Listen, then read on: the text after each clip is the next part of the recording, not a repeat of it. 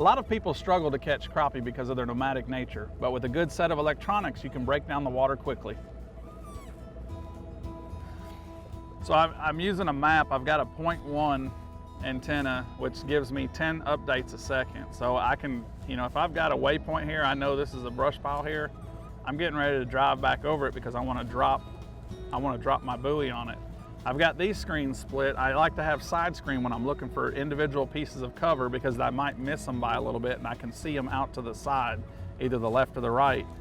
What I like down scan for is it is the clearest picture there is available. This Lowrance down scan is unbelievable because not only do I see the cover, but I can actually count the individual fish in a piece of cover like that right there. You see those? That's probably 5 or 6 dots I see right there on that piece of cover. That tells me there are fish in the top of that brush pile right there. That's what I want to see. I don't want to just find a brush pile. I want to find a brush pile that has crappie in it. Okay. See how pretty that looks? And you can see on this screen here, I'll freeze it here.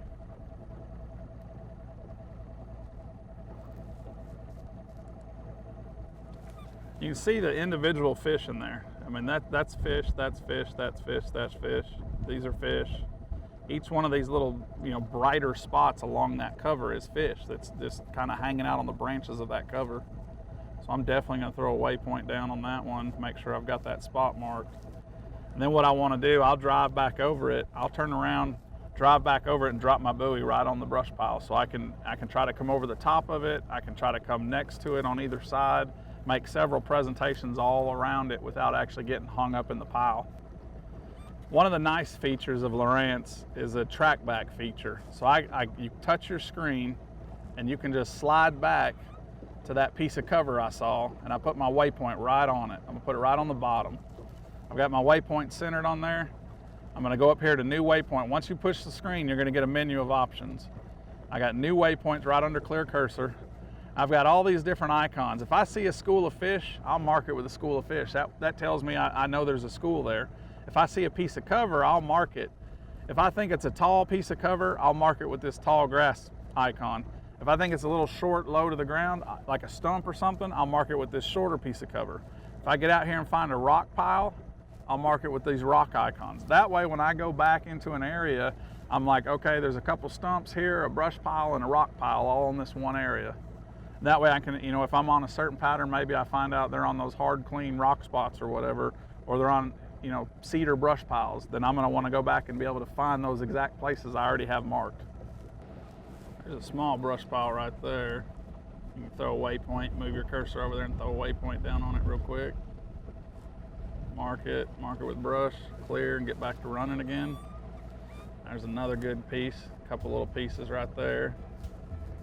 Throw a waypoint down, mark it with brush, clear it.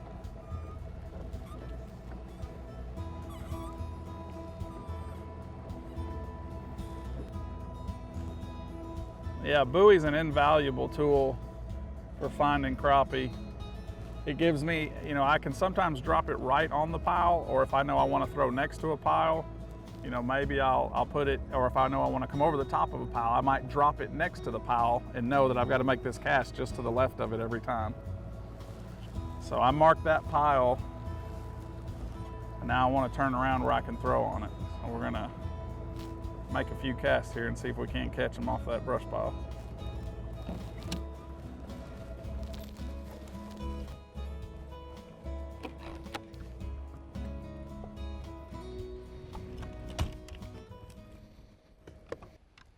So everyone knows that wood is a great attractor for crappie. I mean, up north, it might be natural laydown trees.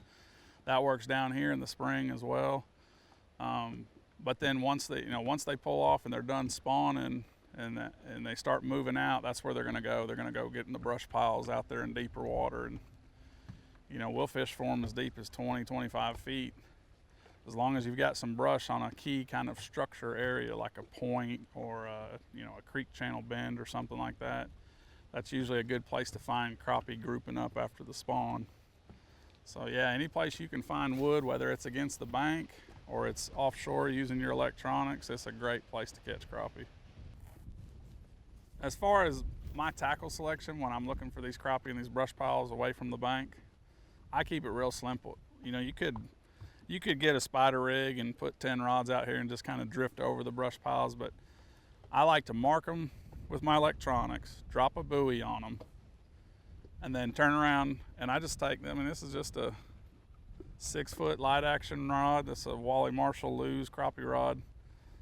A little small, like, you know, 1000 series reel, and 4-pound, just original Stren monofilament. It's got an 1/8 ounce jig and a curl tail, and I mean, that's all you need. You don't have to get real fancy with it, real expensive with your gear. Just light line, light jig head.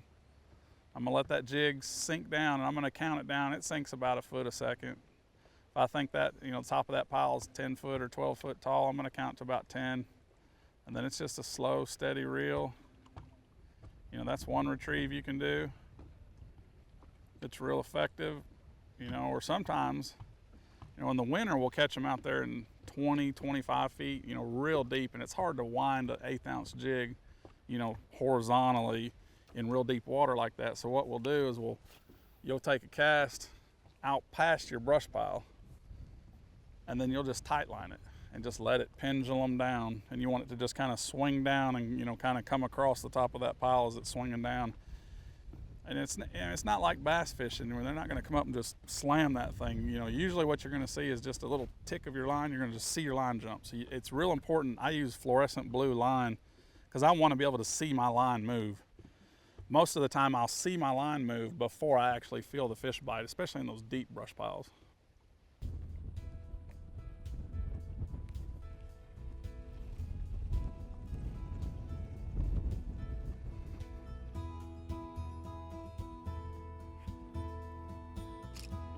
Pretty good one.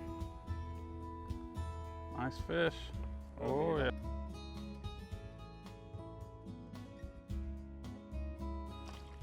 Nice fish. Nice. The jig and twister tail combination got him again on that wood. It's a good crappie right there. A few more like that, we'll have supper.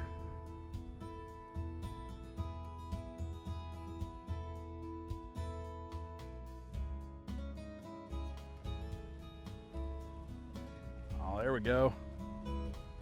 Nice.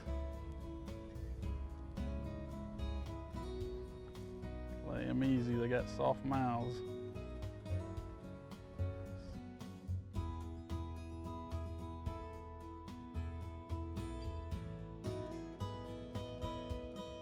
Nice, good fish.